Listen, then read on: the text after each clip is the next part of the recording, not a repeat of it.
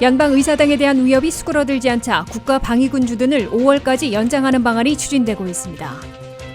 바이든 현금 지원 대상이 축소됨에 따라 고소득층 1,200만 명이 제외될 것으로 나타났습니다. 텍사스주와 미시시피주의 마스크 의무화 해제 조치에 대해 조 바이든 대통령이 강력 비판하고 나섰습니다. 연방준비제도는 2월 미국 경제 활동이 완만한 속도로 확장했다고 평가했습니다. 미 신규 실업수당 청구 건수가 지난주 74만 5천 건으로 다시 늘어 일자리 개선이 주춤하고 있습니다. 시청자 여러분 안녕하십니까? 워싱턴 뉴스 투데이입니다. 워싱턴 연방의사당에 대한 위협이 수그러들지 않자 국가방위군 5천 명의 DC 주둔을 5월까지 2달 연장하는 방안이 추진되고 있습니다. 의회 경찰이 국가방위군 2달 연장 주둔을 공식 요청했고 펜타곤이 이를 심사하고 있는 것으로 나타났습니다. 김지수 기자의 보도입니다. 1933년까지 역대 미국 대통령들의 취임식이 열렸던 3월 4일에 맞춰 민병대 조직원들이 연방의사당을 기습하고 민주당 의원들에게 위해를 가할지 모른다는 첩보로 긴장의 하루를 보내면서 국가방위군 DC 주둔 연장이 긴급 모색되고 있습니다. 2달 전인 1월 6일 과격 시위대의 의사당 점거와 난입이라는 초유의 사태가 벌어진 후에도 연방의사당과 연방의원들을 둘러싼 기습 공격, 테러 위협은 수그러들지 않고 있습니다. 연방의회와 FBI, 국토안보부 등 사법당국 요원들이 엄중 경계하며 민병대 등 과격분자들의 의사당 접근을 원천 봉쇄하는 바람에 아직까지는 3월 4일에 맞춘 기습 공격이나 테러 기도는 보고되지 않고 있습니다. 의회 경찰은 그러나 의사당과 의원들을 대상으로 하는 위협이 당분간 지속될 것으로 판단하고 국가방위군들의 워싱턴 DC 주둔을 2달 연장해주도록 펜타곤에 공식 요청했습니다. 워싱턴 DC에는 현재 전국 각 지역에서 올라온 국가방위군 5천 명이 주둔하고 있는데 내주 말인 12일이면 경계 임무를 마치고 귀향할 예정입니다. 3월 10일 철군일이 다가오자 의회 경찰이 이들 국가방위군의 워싱턴 DC 주둔을 5월까지 60일 더 연장해달라고 펜타곤에 공식 요청한 겁니다. 펜타곤 미 국방부는 현재 의회 경찰의 요청을 검토하고 각 주에 DC 주둔 연장이 가능한지를 문의하고 있는 것으로 알려지고 있습니다.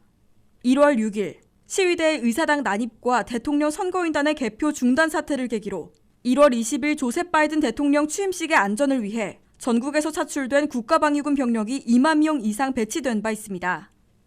현재 상당수는 철수했으나 5천여 명은 아직도 DC에 주둔하고 있습니다. QAnon 음모론자들이 도널드 트럼프 전 대통령이 다시 대통령에 취임한다는 소문을 널리 퍼뜨려왔는데 3월 4일에 맞춰 민병대가 연방의사당을 기습하고 민주당 의원들을 제거하려 모의한 음모가 미 정보당국에 의해 포착돼 초비상이 걸려 있습니다.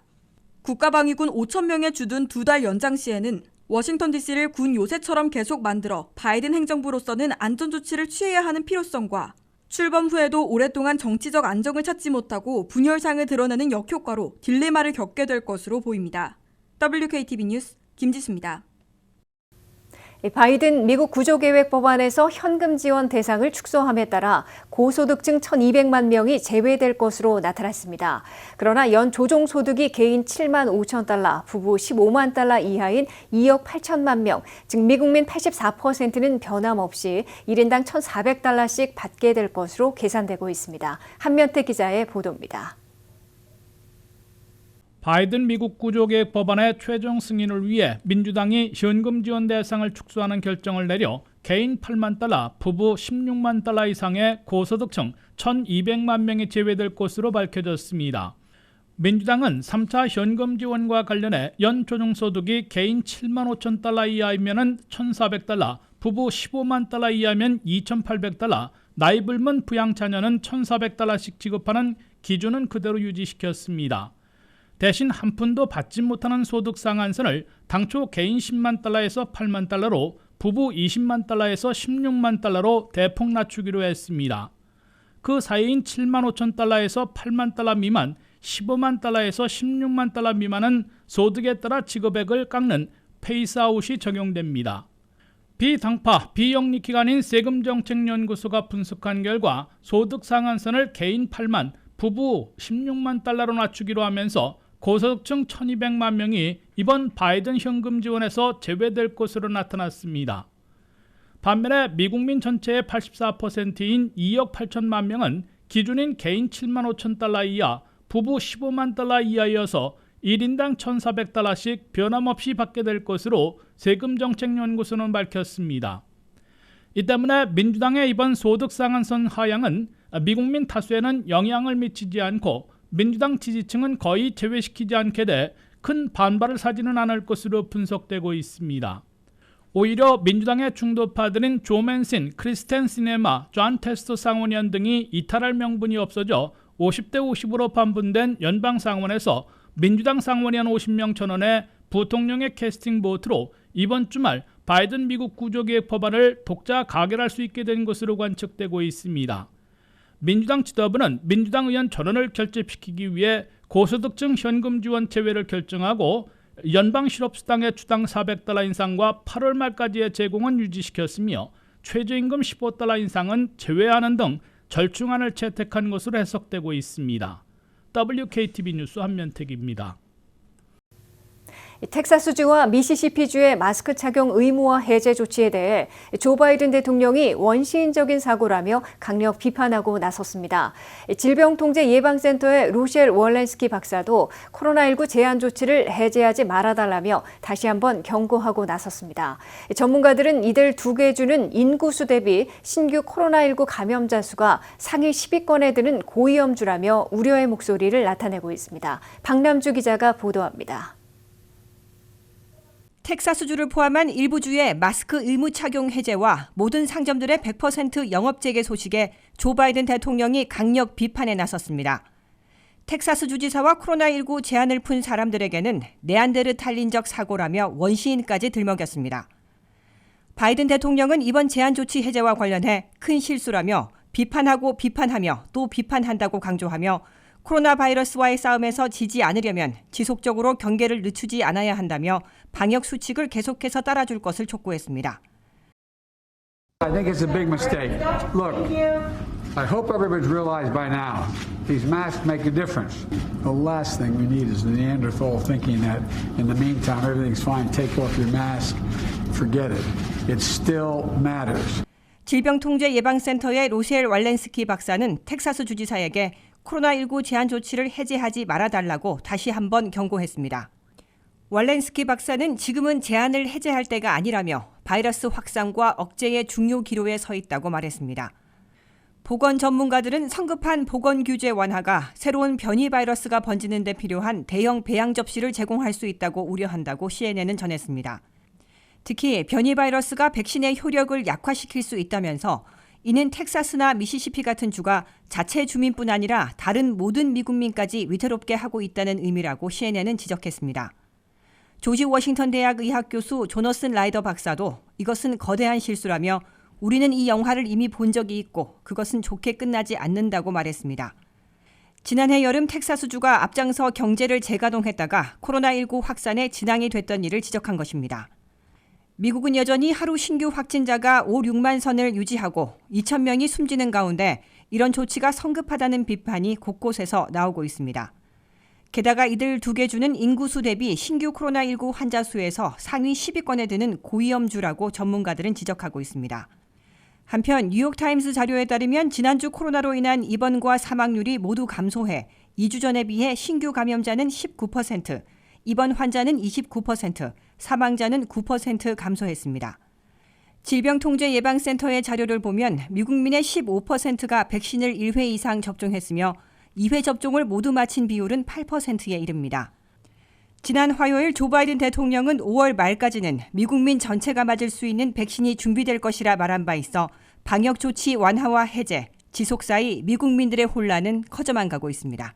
WKTV 뉴스 박남주입니다. 연방준비제도는 2월 미국 경제 활동이 완만한 속도로 확장되고 있다고 평가했습니다. 연준의 경기평가 보고서인 베이지북에 따르면 백신이 더 넓고 빠르게 배포되면서 경기가 반등할 것이라는 낙관론을 표명했습니다. 이에 따라 물가도 향후 몇 개월간 완만하게 상승할 것으로 예상했습니다. 다수 지역에서 비용이 증가한 것은 공급망 중단과 전반적인 수요 증가에 따른 것이라고 분석했습니다. 연준은 경기 동향 보고서인 베이지북에서 지난달 미국 경제가 완만한 속도로 성장했다고 평가했습니다. 12개 지역 연준이 보고한 조사에서 지난달 더 넓게 코로나 백신이 배포됨에 따라 경제가 반등할 것이라는 낙관적인 태도를 표명했습니다. 이에 따라 연준은 앞으로도 기준금리를 0에서 0.25%로 계속 유지할 것이며 현재 매월 1,200억 달러의 채권 매입도 계속될 것으로 예상했습니다. 소비와 자동차 판매에 대해서는 보고가 엇갈렸다고 연준은 전했습니다. 또 서비스 부분에 대해서는 일부 지역에서 약간 개선이 보고되기도 했지만 전체적인 여건은 코로나19로 인해 지속적으로 제약되고 있다고 연준은 평가했습니다. 전체 제조업은 공급망의 제약에도 불구하고 완만한 상승세를 보였습니다. 물가 상황에 대해서는 비노동 생산 비용은 보통 수준으로 증가했다면서 철강과 목재 가격은 눈에 띄게 올랐다고 진단했습니다. 또 에너지 가격 상승으로 인해 운송 비용도 지속해서 상승했다고 평가했습니다. 연준은 지난달 대부분 경제가 완만한 속도로 성장했다고 보고했지만 댈러스 지역은 겨울 폭풍으로 한동안 수백만 명이 정전 사태를 겪으면서 경제 활동이 중단됐다고 보고했습니다. 전례 없는 겨울 폭풍과 2월 중순의 광범위한 정전은 대부분 일시적인 것으로 보고 있지만 경제에 심각한 타격을 줬다고 댈러스 연준은 보고했습니다. 뉴욕 연준은 지난달 서비스 부분의 성장 둔화를 지적했습니다. 많은 기업들이 자격을 갖춘 근로자들을 유지하고 유치하는데 계속해서 어려움을 겪고 있으며 차일드 케어 등 팬데믹으로 인해 여전히 다양한 제약이 부과되고 있다고 지적했습니다. 코로나 백신 배포가 가속화되고 5월 말까지 모든 미국 성인에게 백신을 제공하겠다는 정부의 계획은 코로나 종말이 다가오고 있다는 희망을 제공한다고 덧붙였습니다. 다수 지역에서 비용 증가는 공급망 중단과 전반적인 수요 증가 때문이라고 밝혔습니다. 고용과 관련해서 연준은 대부분의 지역이 약하긴 하지만 고용의 증가를 보고했다고 전했습니다. 연준은 임금과 관련해서는 다수의 지역에서 임금 상승이 지속할 것으로 예상되고 향후 몇 달간 상승폭이 커질 수 있다고 평가했습니다. 거스 파우처 PNC 수석 이코노미스트는 이번 분기에는 완만한 GDP 성장이 예상되지만 올해 나머지 기간 경제 성장이 가속화될 것으로 보고 있는 이번 조사의 예상이 자신의 경제 전망과 일치한다고 전했습니다. 또한 기업들은 백신 배포가 계속되고 날씨가 좋아지면 야외 활동이 늘어나며 경기 부양 노력으로 수요가 증가할 것으로 예상하고 있다고 덧붙였습니다. 미신규 실업수당 청구 건수는 지난주 74만 5천 건으로 다시 늘어나 일자리 개선이 주춤하고 있습니다. 이에 비해 실업수당을 받고 있는 실직자들은 모두 1,800만여 명으로 100만 명 이상 줄어들어 최악으로 악화되지는 않고 있습니다. 박남주 기자의 보도입니다. 미국의 일자리 고용 지표가 개선되고는 있으나 거의 제자리하는 느림보 개선에 그치고 있습니다. 지난주 미 전역에서 새로 신청된 신규 실업수당 청구 건수는 74만 5천 건으로 연방노동부가 집계했습니다. 이는 전주에 수정된 74만 6천 건에서 오히려 9천 건 늘어난 것으로 일자리 개선이 주춤거리고 있음을 보여주고 있습니다. 미국의 신규 실업수당 청구 건수는 올 들어 1월 상반기에는 90만 건을 넘었다가 1월 하순부터 2월 중순까지는 80만 건대를 기록했고 2월 하순에는 2주 연속 75만 건 아래로 낮아졌습니다. 그러나 75만 건대의 신규 실업수당이 제자리하고 있어 2009년 대불경기 시절 69만 5천 건보다도 여전히 높은 수준에 머물고 있습니다. 버지니아는 지난주 16,500건이 신청돼 전주보다 4,600건 늘어난 반면 메릴랜드는 7,000건이 접수돼 1,400건 줄어드는 상반된 상황을 보여주고 있습니다. 인구가 많은 캘리포니아에선 8만 8천 건의 신규 실업수당이 청구돼 전주보다 2,300건 줄어들었습니다. 반면 텍사스는 5만 4천 건으로 17,800건이나 늘어났으며 뉴욕은 5만 9천 건으로 11,500건 증가했습니다. 조지아는 26,400건으로 900건 늘어난 데 비해 플로리다는 15,900건으로 2,700건 줄어 대조를 보였습니다. 이와 함께 실제로 각종 실업수당을 받고 있는 실직자들은 모두 1,802만 6,500여 명으로 전주에 1,904만 5천 명에서 101만 9천 명이나 감소했습니다. 실업보험으로 지급하는 주별 레귤러 실업수당의 경우 479만 4천 명으로 14만 명 줄었고 자영업자와 임시직까지 받고 있는 연방실업수당 PUA는 732만 8천 명으로 전주보다 19만 명 감소했으며 장기 실직자들이 받는 추가 연방 실업수당 PEUC는 446만 7천 명으로 60만 명 대폭 줄어들었습니다. 바이든 미국 구조계획 법안이 곧 통과돼 시행되면 연방 실업수당은 3월 15일부터 주당 300달러에서 400달러로 오르고 8월 29일까지 제공됩니다. WKTV 뉴스 박남주입니다.